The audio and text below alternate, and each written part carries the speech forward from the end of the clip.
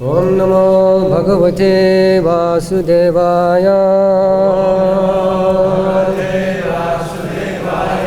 Om Namo Bhagavate Vasudevaya.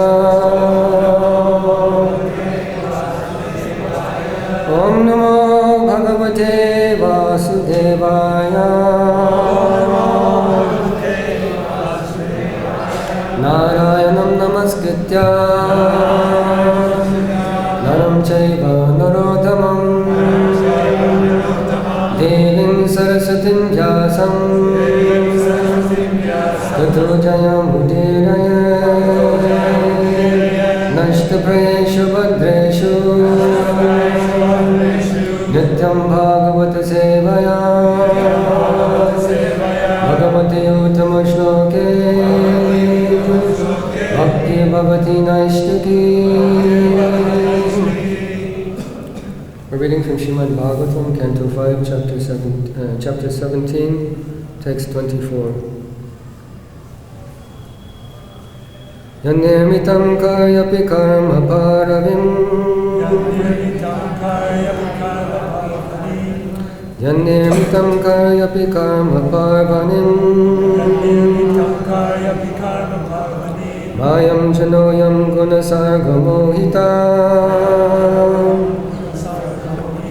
Mayam janoyam gunasargamohita Naveda nistarana yogayam jasa Naveda nistarana yogamanjasa Tasmai namaste vilayo jyadatmane Tasmai namaste vilayo jamatmane Yanirmitam karyapi karma paravim Mayam janoyam gunasargamohita Naveda nistarana yogamanjasa Tasmai namaste vilayo jyatmane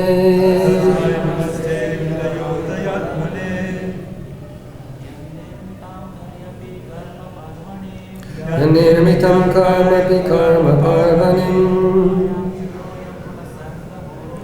Mayam janoyam gunasargamohita Naveda nistarana yogamanjasa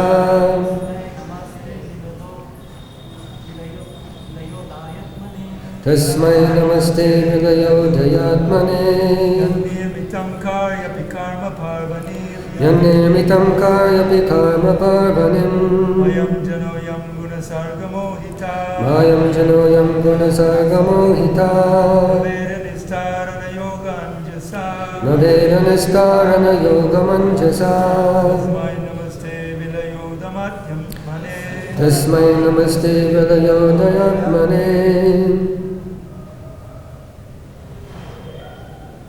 Vaishnavis.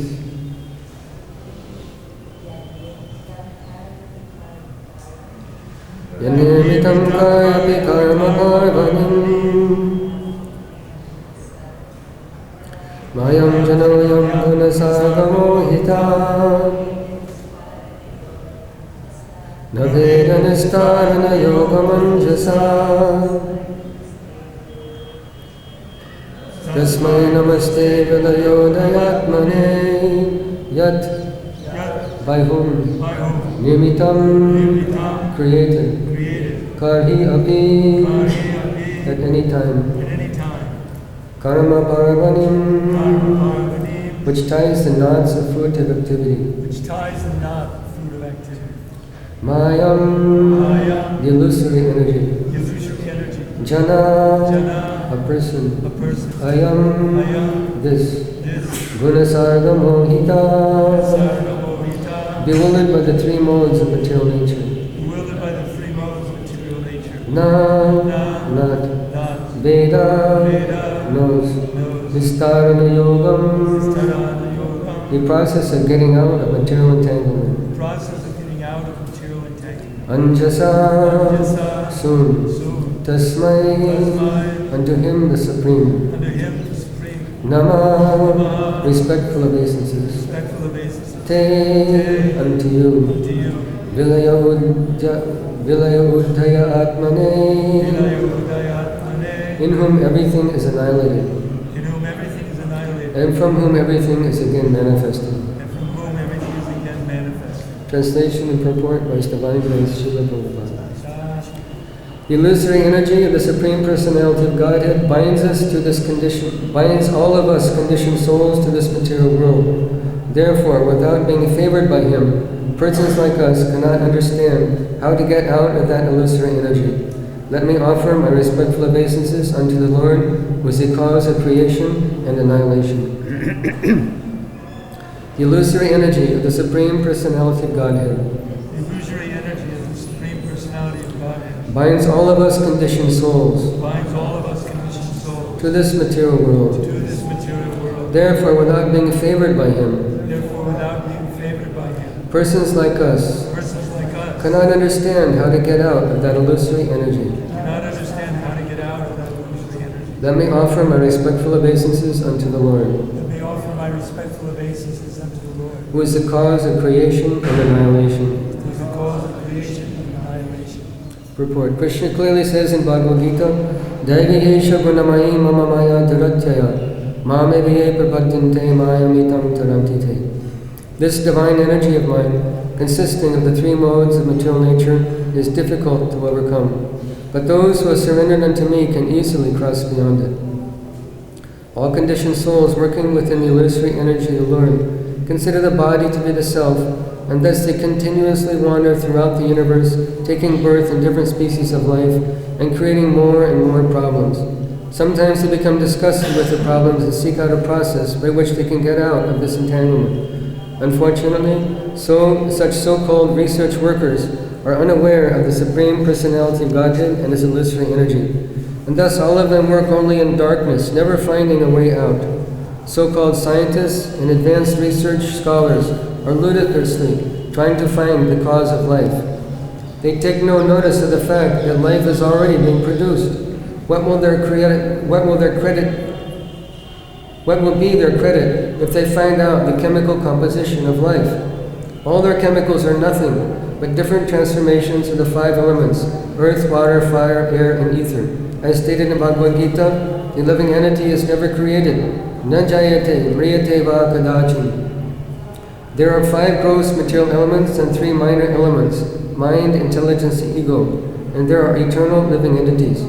The living entity desires a certain type of body, and by the order of the Supreme Personality of Godhead, that body is created from material nature, which is nothing but a kind of machine handled by the Supreme Lord.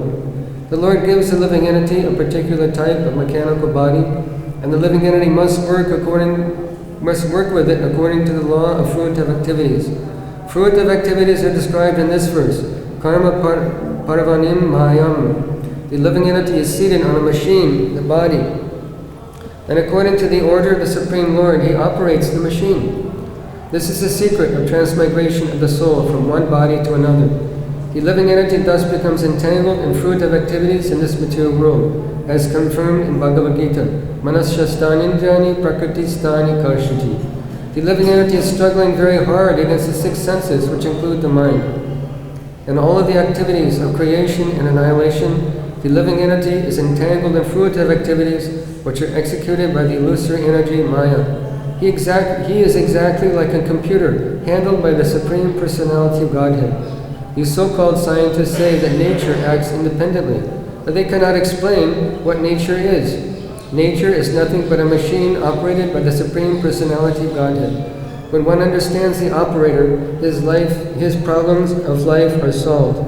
As Krishna says in Bhagavad Gita, Bahunam janmanam ante jnanamam prapadyate Vasudeva sarvamiti samahatma sadulava. After many births and deaths, he who is actually in knowledge surrenders unto me, knowing me to be the cause of all causes and all that is. Such a great soul is very rare. A sane man, therefore, surrenders to the Supreme Personality of Godhead and thus gets out of the clutches of the illusory energy Maya. ascends the Bhaktivinoda purports of the 5th canto, 17th chapter of Srimad Bhagavatam, entitled The Descent of the River Ganges. Nama Om Vishnu Padaya Vishnu Prishtaya Bhutale Srimate Bhakti Vedanta Swami Niti Namane Namaste Saraswati Devi Gauravani Pracharane Nirvishesha Shandaradi Paschatya Deshikarane Nama Shishtam Manubhavi Sachiputram Atra Sarupam Rupam Tasagajamarupuringa Maturim Goshtavatim Radha Kundam Givaram Ho Radhika Madhavasam Bhakta Yasapatika Kapaya Shri Gurutam Tasmi Vande Nantagviteshwarayam Sri Chaitanya Mahaprabhu Nityodi Prasadata Bhakti Shastra Pavartaka Nityananda Mahandomi Sarvamita Karumparam Harinama Param Devam Bhakti Shri Jai Sri Krishna Chaitanya Prabhu Nityananda Shri Advaita Gadadhar Shivasari Gaura Bhaktavinda Hare Krishna Krishna Krishna Hare Hare Hare Rama Ram Ram Hare Hare. Srila Prabhupada has very nicely described in this purport the situation of the conditioned souls in this material world. But who is there that knows these things? Nobody knows these things. The world is full of different types of religions, but no one understands these simple things. You ask any Christian, any Muslim, any Jew, any Sikh, they don't understand these very, very simple facts of life. Prabhupada quotes the verse, Na jayate mriyate va kadachin, nayam bhutva bhavita va nabhuyaha, ajo nitya shashvatoyam parano, nahanyate hanyamani sharira. For the soul there's neither birth nor death, there having once been does he ever cease to be. He's unborn, undying, eternal, he's not slain when the body is slain. Nobody understands this simple thing. If we don't understand the principle, the truth of reincarnation, which is not a religious idea. People think that's your idea, that's your religious perspective, that's what you think. This is a fact of life, that the soul is eternal and is progressing from one body to the next, to the next, to the next by our desire to lord it over the material world.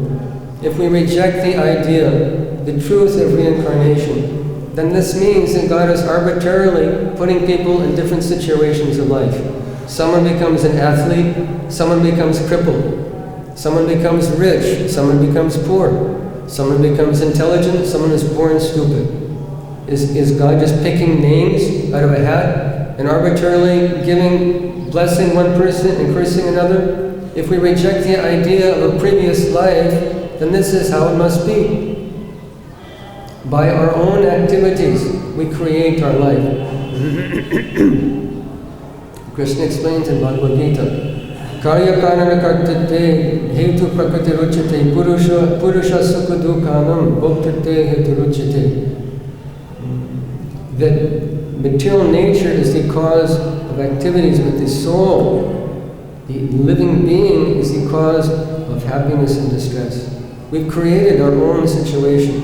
One Jewish rabbi wrote a book, Why Do Good Things Happen to Bad People? No, excuse me, I got that backwards. Why do bad things happen to good people? His idea was that God, the Supreme Personality of Godhead, can't be simultaneously all good and all powerful. Because if he's all good, there are these negative things happening to people. There's war and pestilence and murder and rape and disease and robbery. All these horrible things are happening in human society. Therefore, God can't be simultaneously all good and all powerful. If he's all good, he can't be all powerful because all these negative things are happening to all of us good people. And if he's all powerful, he can't be all good because there's all these negative things happening to all of us good people. Because this man can't understand the principle that we have had a previous life and we've created whatever situation we have in this life, he says God can't be simultaneously all good and all powerful. This is Krishna. Simultaneously all good and all powerful, and whatever negative things, or for that matter, whatever positive things comes to our life, we've created. So the most prominent religious traditions in this world don't understand these simple facts. Na jayate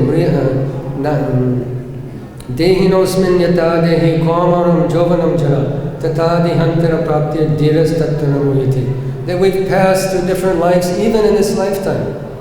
Because each of us is sitting here in this room. At one time in our life, we were tiny little babies at the breast of our mother.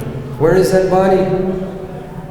Where is the baby body gone? Where is the youth's body gone? Where is the middle-aged body gone? We have this whole body now. Where is these other bodies gone? We've experienced reincarnation even in this lifetime. This isn't a religious idea. These are facts of life. But people don't understand this simple thing that we're entangled in material nature. Rather, people want to enjoy material nature. Therefore, their whole civilization is doomed. Bhagavatam says, Parabhavastavada bodha jato yamanya jigyasata atma tattvam yavikriyastavaridam minovai karmatmaka yena sharira bhanda. Because people don't even inquire what are the problems of life. They think as long as they get sense gratification, as long as there's a new TV, a new computer, and a new cell phone, and a bigger, faster car, my life is good. They're completely bewildered by thinking that life is based on material happiness. They don't even have the slightest inkling that there's a soul, there's a person within our body, and this is a machine. Krishna calls it yantra. Ishvara sarvabhutanam Vriddesher Janatishtiti, Brahmayam Sarvabhutanam, Yanta Gudhani Maya. That Krishna is situated within our heart. He's fulfilling all of our desires. Whatever you want, He can give you. And we've gotten this body as a result of our polluted material desire. Jai Shri Nitai Krishna Balaram.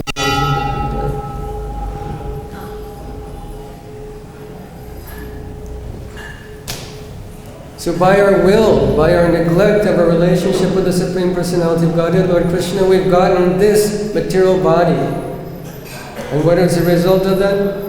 Janma mrityu jara vyadhi dukkha doshanu darshanam, simply suffering in the material world. But if someone doesn't even bother to inquire, they're parabhava. They're simply defeated. But the scientific community, the materialists, the atheists want to have us believe that if we can just be happy with our senses, this is progress. This is not progress. Bhagavatam says, Nunam pramata kurute vikarma yadindriya pritaya apranoti nasadamanye yata atmanoyam asanna vikleshada ashadeha. Because they're attached to sense gratification, because the so-called scientific community is giving us bigger and better and faster and more expensive things that people labor their whole life to achieve. They're thinking that is progress. How is it progress if the soul is neglected? Srila Prabhu gave a very simple example. He said that if you have make a cage for a bird out of the most precious metals, of gold and silver and platinum, and you encrust it with diamonds and rubies and sapphires and emeralds, and you polish the cage and take beautiful care of the cage, but if you don't feed the bird, what is the value of the cage? This is our materialistic civilization, given to us by the grace of the so-called scientific community. Make the cage nice, make the cage more comfortable, make the cage more technologically advanced. But there's no happiness for the soul because there's no connection with Lord Krishna. This is the so-called material advancement, but Srimad Bhagavatam calls this parabhava, defeat. And we get this defeat lifetime after lifetime. Why? Karmatmaka yena sharira bandha. Because our mind is karmatmaka. Because we think I can stay here forever and be happy in this body. This is the greatest illusion. That people don't even understand the simple thing of life. That this is the greatest illusion. It's impossible to be happy through our senses. We can get temporary happiness. But that temporary happiness is called prayas. It's only an illusion. Like a foolish animal that goes running out into the desert looking for water. We don't find water in the desert. What kind of fool goes to the desert looking for water? But an animal seeing a mirage thinks, oh, here is water. And they chase after it until they fall in their sand, dead in the sun. This is this materialist civilization doomed to failure because it's a very, very fragile so-called civilization. Remove one thing and the whole civilization collapses. Imagine this, that if there's no electricity, there's no water then, because our water is pumped from the ground. You go to the tap, we take it for granted. You go to the tap, you turn on the tap, and there's water. If there's no electricity, there's no water. If there's no electricity, there's no fuel, because it's stored in storage containers under the ground, and it's pumped up with an electric pump. If there's no electricity, there's no fuel, there's no water, and there's no food. Because if there's no fuel, where are you going to get food? People aren't growing food in their backyard. They're making big, huge, mega farming endeavors where they produce monocrops, one particular crop, and it's shipped into the cities by big, huge trucks. And people think that food comes from the grocery store. Food comes from the ground. Everything comes from the ground. Bhagavatam says, Sarvakama dukamahi, that all life's necessities come from the ground. The clothes I'm wearing, this comes from the ground. It came from a sheep who ate grass, who grew hair, and we made it into a chadar. My dhoti comes from the ground. It's cotton that comes from the ground. We weave it into threads and we make a dhoti. This temple is from the ground. This concrete, everything comes, all of life's necessities come from the ground, not from the grocery store, not from the scientific community, not from the false promise of material happiness, of material life. Happiness comes by the grace of God. Krishna said, the Shastra says, Nityo nityanam chaitanas chaitananam eko bahunam vidadati kamam. That one supreme conscious living being, Lord Krishna, is supplying the necessities of the many. That one person is supplying the necessities of many. Not the many supplying our own necessities. We're dependent on the grace of God. With all our technology, we can talk to, in a little piece of plastic, we can talk to the other side of the world and see their face. But can we make one drop of milk? Can we make one grain of rice with our technology? We're dependent on the grace of God. The people have forgotten this thing. They've forgotten this, therefore they're dependent on the scientific community. Give us a better cell phone, a faster computer, a more luxurious car, air conditioning, hot water. Give us the so-called necessities of life. These things are anarthas. Because if there's a shortage of food, you can't eat your computer. You can't eat your cell phone or your car. In times of shortage, imagine if you were dying of thirst. You would take a $10,000 diamond and trade it for 1 liter of water. What is actually valuable in life? What is artha? Food, water, shelter, clothing, warmth, association. These are the necessities of life. And they don't come from the scientific community. They come by the grace of Lord Krishna. This is what it means to surrender. We surrender to the arrangement given by the all-merciful, munificent, generous, Supreme Personality of Godhead, Lord Krishna. You put one seed in the ground, one squash seed in the ground, and you get 10 squashes. And in each squash are hundreds of seeds. In a small plot of land, there's abundant foodstuff. And when sacrifice is performed, then there's abundant rain. The people think food comes from the grocery store. This is why Srila Prabhupada, with his last breath at this place in Sri Dham Vrindavan, was talking about farm communities and varnashram. He wasn't talking about opening temples, making devotees, establishing deities, and distributing books. He was talking about farm communities to set an example to human society how to live, because they don't even know how to live to feed themselves.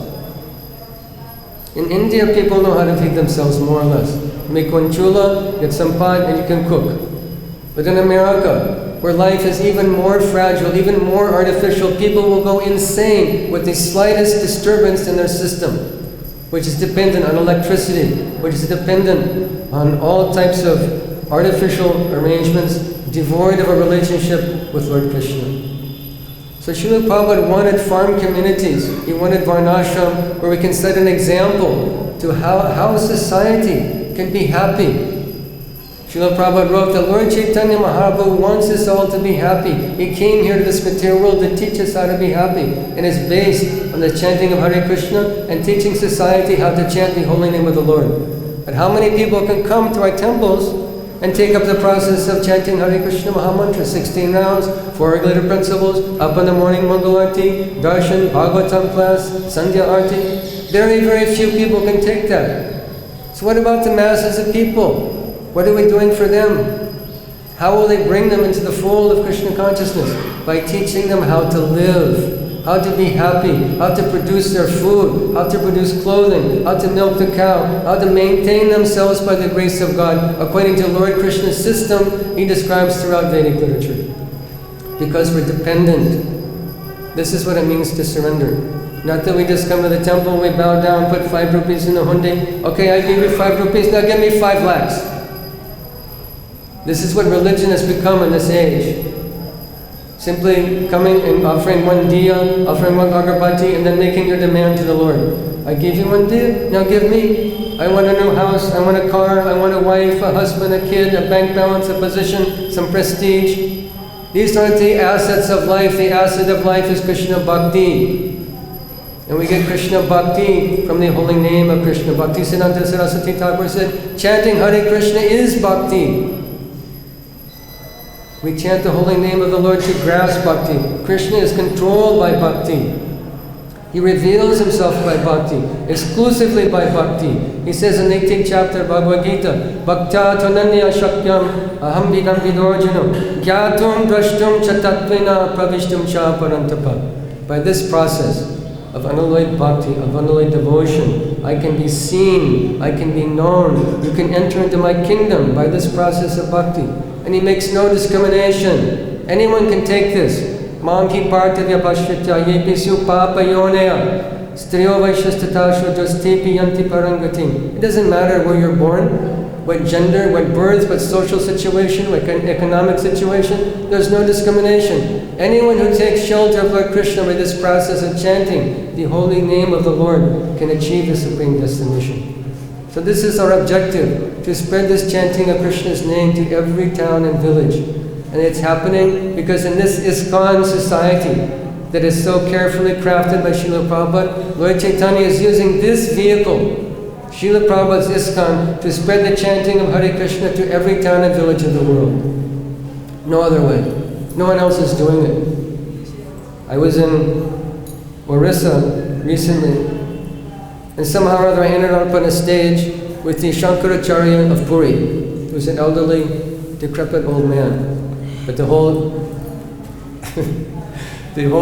all 300, 400 old ladies and old men are, Shankaracharya Bhagavan ki! No, don't say Jai. No Jai. Because he's claiming to be God, but what is he doing for society? Just empty talk.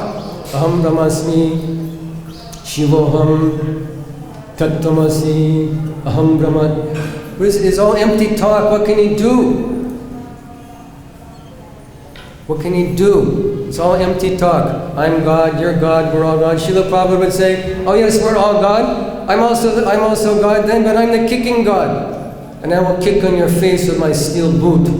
This is Srila Prabhupada's response to the personalities who call themselves God. We're dependent living beings, and we declare our dependence. We accept the shelter of the Lord through the chanting of the holy name of the Lord. And this is open to entire society. We should consider what Srila Prabhupada has done. What did he do? From a small room in Chikrivada temple, typing his Bhaktivedanta purports, to temples springing up all over the world. There's 12 temples just in Delhi, and not little one-story, little shacks, dusty places with deities that haven't been changed in 6 months, and never been worshipped in a year. But beautiful white marble temples full of bright-faced, ecstatic young men, educated young men who've surrendered their lives to preach Krishna consciousness.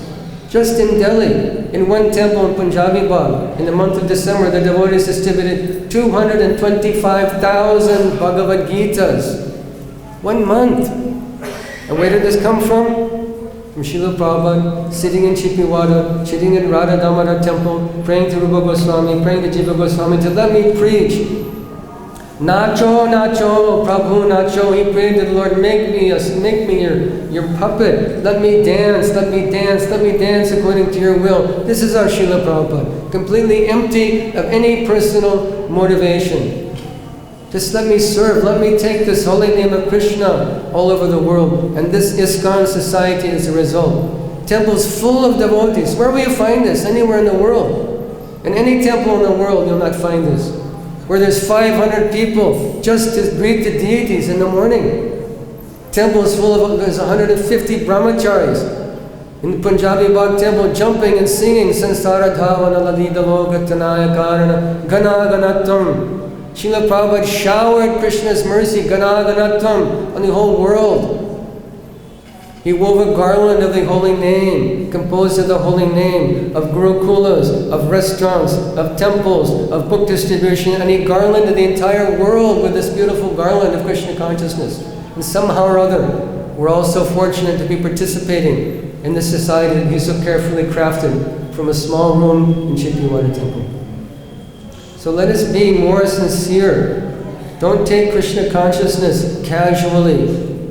You get up, you chant a few rounds and muddle through your japa. You read if you have some extra time, you read. We have to read Prabhupada's books to preach Prabhupada's books. We have to chant Hare Krishna to teach other people how to chant. We have to become empowered to represent Srila Prabhupada in this world, because this Krishna consciousness movement is simply expanding beyond our capacity to understand. Think for a moment. What was the progress ISKCON has made from the time Srila Prabhupada was sitting in Radha Damodar Mandir or sitting in Chittiwada temple? There's temples and devotees, there's hundreds and thousands of devotees. Hare Kirtan, Hare Krishna Kirtan is going on 24/7, 24 hours a day, 7 days a week. Somewhere in the world there's Mangalarti.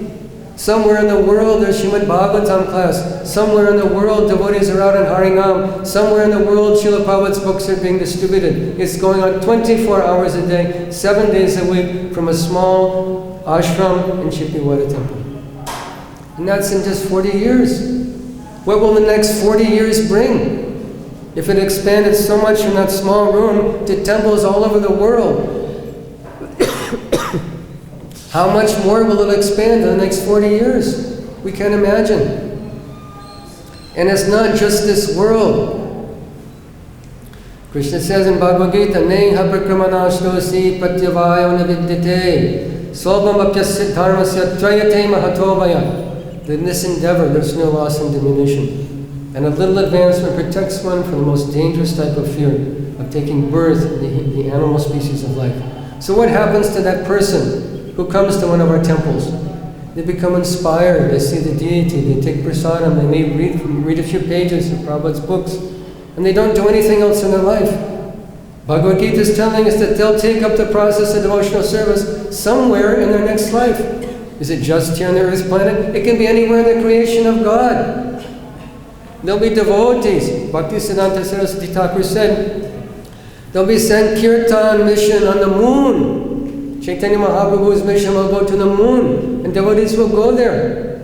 Whoever has not completed the process of devotional service will take birth somewhere where the Sankirtan movement is going on. This is the amazing thing that Srila Prabhupada started when he sent his lotus feet on the shore of Boston Harbor. Because Srila Prabhupada got on the Jaladuta and crossed the ocean, the other sannyasis, like this so-called supreme person, the incarnation of ugliness and fatness and gray hair, said, oh, I can't cross the ocean. I can't go across the ocean. But Prabhupada came across the ocean to save us, to bring us Bhagavatam, to bring us the holy name, to bring us temples, to bring us restaurants, to bring us gurukulas, to bring us book distribution. He crossed the ocean to do this. And when he set his lotus feet on the shore of Boston Harbor, the entire world changes. Prabhupada changed the course of human civilization because he got on the Jaladuta and came to America. And because of that, millions of people have received prasadam. Maybe billions of people have received prasadam.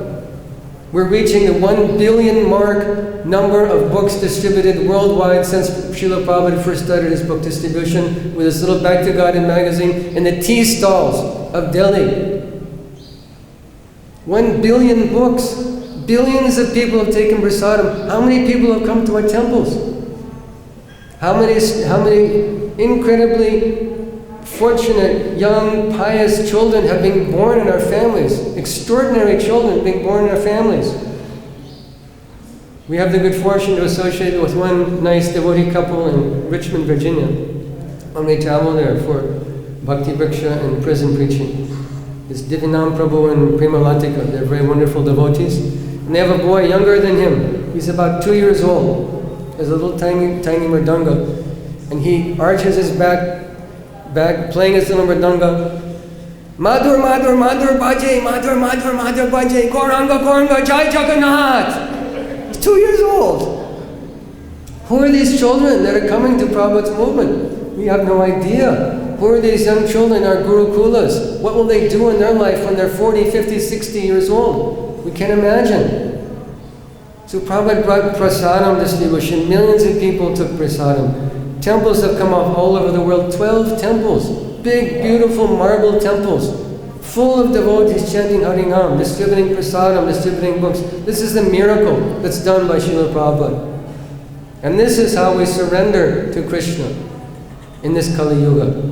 Kriteyat jayatu vishnam tvaitayam yatakomakai dvapare parachayam kalodad harikirtana. We spread the Harikirtan, the Sankirtan mission of Chaitanya Mahaprabhu in cooperation at the lotus feet of A.C. Bhaktivedanta Swami Srila Prabhupada. And this is what it means to get out of Maya. This is what it means to take shelter of the Lord. And this is what it means to surrender. Thank you very much. If anyone has any question, I'll try and answer. Hare Krishna. Yes, Prabhuji. Krishna in Ireland, one famous atheist in Britain, famous actor, he's made some comment that there's this insect that destroys a child's eye with blindness. So he's saying, how could the God do such a thing? Can you? Yeah, give him Bhagavad Gita. Prabhuji is asking, one atheist is saying there's some kind of insect that destroys a young child's eye. And these atheistic people say, how could God do such a thing? Or recently, some madmen shot dead 140 children in Pakistan. Just indiscriminately going and shooting them dead. Because people understand that whatever we experience in this life, the atheistic people, you have to come back to what is the soul. Because they reject the soul, they're hopeless cases. Because if we understand what is the soul is eternal, and we're accumulating purva punya and purva pap, previous pious activity and previous sinful reaction. So it's not arbitrary that God's sitting where, okay, let these young children be shot dead. Yeah, why not? This isn't Krishna. Krishna is so compassionate. He comes here directly to this world to bring us out. He's feeding even the atheist. The atheist has his food, he has his home, he has his wife, his children, his bank balance. This is how generous Krishna is. But they deny that there's a living Krishna. So when things like this happen, we have to say it's because of the soul's previous sinful activity. Why isn't everyone dying like this? When some people prospers, the atheist has no objection when he wins the lottery, when he gets a promotion, when he buys a new car. He has no objection then. But when there's some negative thing, they blame God. Both things are the previous activities of the soul. Prakriti prakrististo hi bhungte prakriti janganam karanam gunasangasya sadasat joni jammusu. That we're situated in Prakriti. Prakriti purushos, the soul is situated in Prakriti, and we've created impiety and piety by previous actions. Why everyone wants to blame God? This is their foolishness. Everybody wants to blame God when there's a problem, but when there's something good that happens, oh, we did that. It is our humanity, it is our philanthropy, it is the goodness of our heart. They're ignorant people. Bas. Any other questions? Thank you very much for your kind attention. Grantaraj Srimad Bhagavatam ki jai. Srila Prabhupada ki jai.